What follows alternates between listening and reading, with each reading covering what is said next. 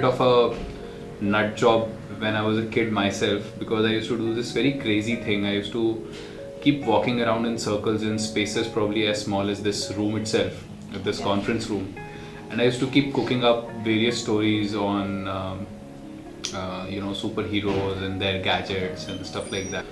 And in that process, I sort of thought of so many ideas that I felt I wanted to implement, that by the time I grew up and was time for me to decide what I'm going to do in my life, I think I was very naturally inclined towards a field of study that would allow me to implement those crazy thoughts and ideas that I used to get. I probably implemented 7 to 8 of my own original ideas as a student when I was in IIT. I filed a patent on one of them as well. So that was one part of our background. The other part of our background was that my co-founders Ashish and Rahul, both of them were they were 2 years my juniors in IIT, but in terms of excitement on technology, I think when I met them, I sort of found my oasis in IIT in terms of people who were really excited about not just talking about technology or having discussions about things,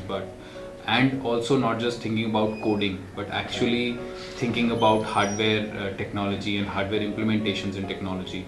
So I was running this innovation cell as a student, where the mandate was, along with Professor Amarnath in IIT Bombay, where the mandate was to implement, to ask students to come up with their own ideas and get them funding, to act as a bridge between them and funding, to create a great product or a technology or something like that. So from there, basically, the story began. I used to take these sessions where I used to encourage a lot of my juniors to come up with ideas. So that's when Ashish and Rao sort of met me. Then, as a part of a competition, I wanted somebody to do electronics for that autonomous competition, and I'm a mechanical engineering student. So Ashish was an electrical engineering student, and from his very first year, he was participating in competitions like the Micro Mouse, which was a completely autonomous robotics competition. So somebody introduced me to Ashish, and the moment we discussed the problem statement, we got on board, he got on board, and he started working together on that autonomous robotics competition. And that's how we met, and we started doing a lot of things together. Then Rahul was interested when he was a student in making a hovercraft. That was our introduction to aerial platforms. So he was interested in making a hovercraft and floating it in the Powai Lake, which was right next to our campus, right? So it was a beautiful idea, and as a test case for that, we did some prototypes and we realized it may be very easy to make a hovercraft. So we wanted to move on to the next more challenging problem rather than attempting something which was doable. So we thought of making a helicopter, but turned out that helicopter is a very difficult problem to solve at our funding and investment levels at that time. What was really good in that period was that we were really hooked on to making an aerial platform that could hover and could do a lot of things that a helicopter could do, but should be mechanically much more simpler than making a helicopter. So that's when independently we came up with the idea of a 4-rotor platform with counter-rotating propellers, and that was the genesis of our quad rotor that we make as a business as well.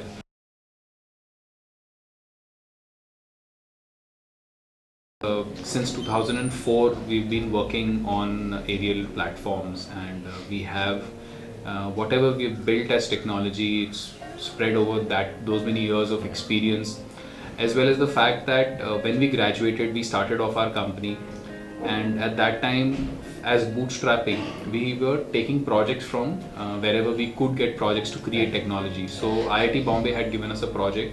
IIT Bombay's aerospace department specifically had given us a project where they wanted us to make data loggers for some of their hobby platforms that they could use to log the inertial parameters of each and every aircraft, and use that to probably create a flight model of that particular aircraft and study its dynamics and stuff like that.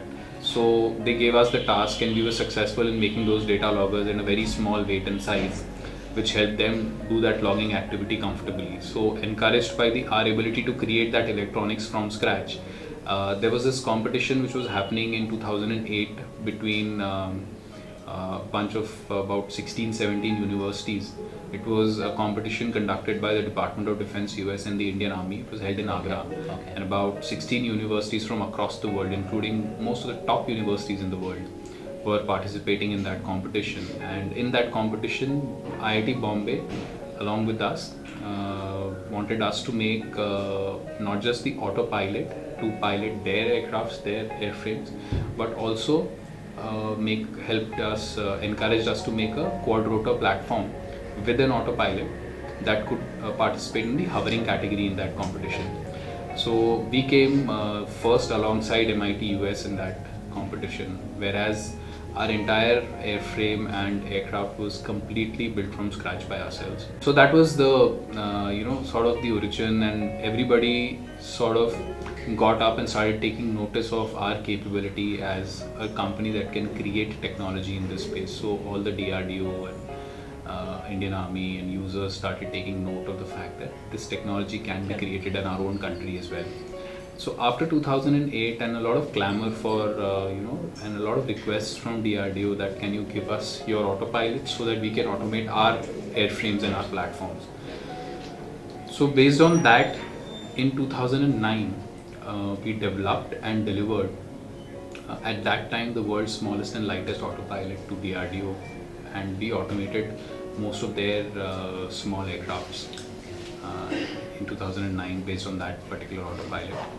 And also in 2009 we launched the country's first fully autonomous small hovering UAV. Subsequently, what I can very very happily state today that pretty much all the paramilitary forces in the country, multiple state police forces and the Indian Army and the Indian Defense is using our platforms in their operations at this point in time. There have been several incidents where our platforms have been used in disaster management. For example, in the Uttarakhand operations, it was used for disaster management.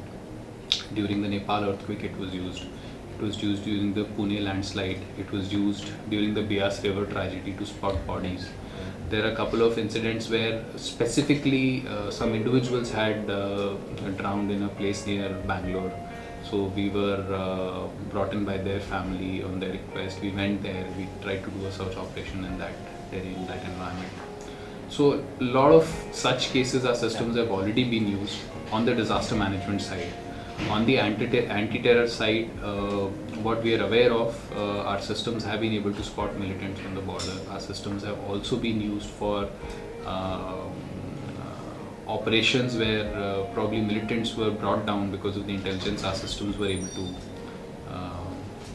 deliver to our forces. Similarly, they were also used in the recent Pathankot attack. Our system was used in the recent Pathankot attack.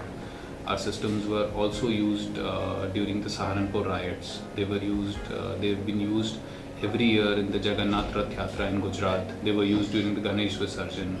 They were used during Durga Puja in Kolkata. They're being used on a daily basis in our counter-insurgency operations in the Naxalite areas in the country. So as such, our systems are doing a lot of activity with the forces and helping them in managing a lot of their problems and their situations to try and act as a force multiplier. Obviously, it is still early days for this technology to be inducted in a big way, but already bulk deployment of this technology is on cards and is underway for most of the forces, and pretty much most of that scale up and that induction is backed by ideaForge in the country. So we probably have more than 95% of the Indian market at this stage in the defense internal security area. A lot of image intelligence is built onto our platforms. We can do image stabilization, we can do defogging if the conditions are not very clear. Then we can also do target tracking.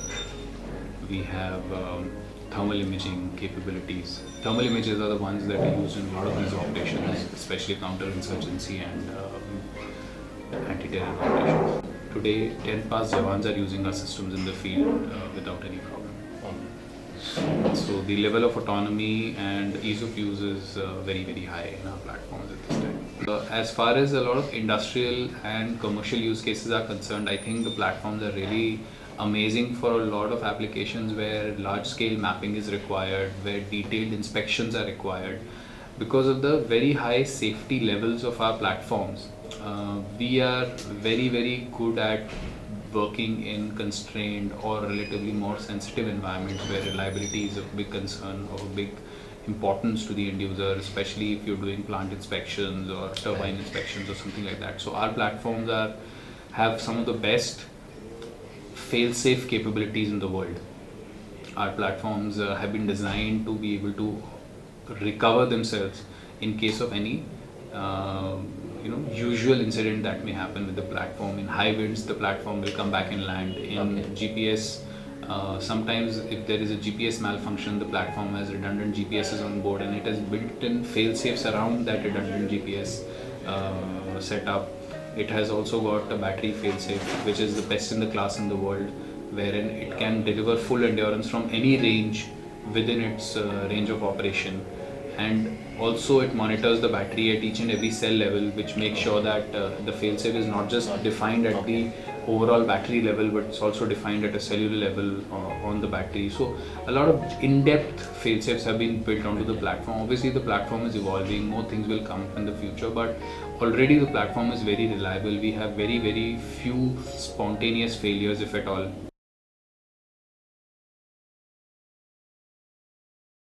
There are four, five things I believe that what we've done here really helps as far as the country and being an agent of change is concerned. The first thing is that fortunately our participation in the movie Three Idiots and our shooting for that movie and showing to the world that such technology can be created or doing something like that, especially in India, sparked the imagination of our country in terms of what technology can do in real life and what technology can be created in our country, and it sort of sparked the entire revolution around UAVs in our country, largely, right? So that is one part of what we've had as a role in being an agent of change. The other part is that ahead of a lot of modernization programs or ahead of a lack of a lot of basic necessities, also our forces have been inspired to induct systems like ours, which they feel can act as force multipliers for them. So if we have been able to detect intrusion, if we have been able to detect insurgents, if we have been able to detect militants, and the forces have been able to act upon that knowledge, I think that is a great way of serving the nation in terms of probably saving a few lives or making their task easier. So in general, a lot of the improvements that will come by having a UAV, most of them we have been able to test out in the field in operational conditions, and that's the reason forces are keen on inducting these systems in larger numbers going forward as compared to. So we've been instrumental in proving the capabilities of these systems. So I think that has been a very significant part. The other part is that to a large extent India has been a very, very e-commerce, mobile and web-based startup culture, if I may call it. We were since 2007 one of those rare companies in this space that were actually looking at hardware, and I've had a lot of my juniors or a lot of young entrepreneurs tell me in our space especially and in other spaces as well that you are a company or you are a bunch of guys who literally inspired us to start our company, because if you can do it, then we feel that there is a possibility of it being done.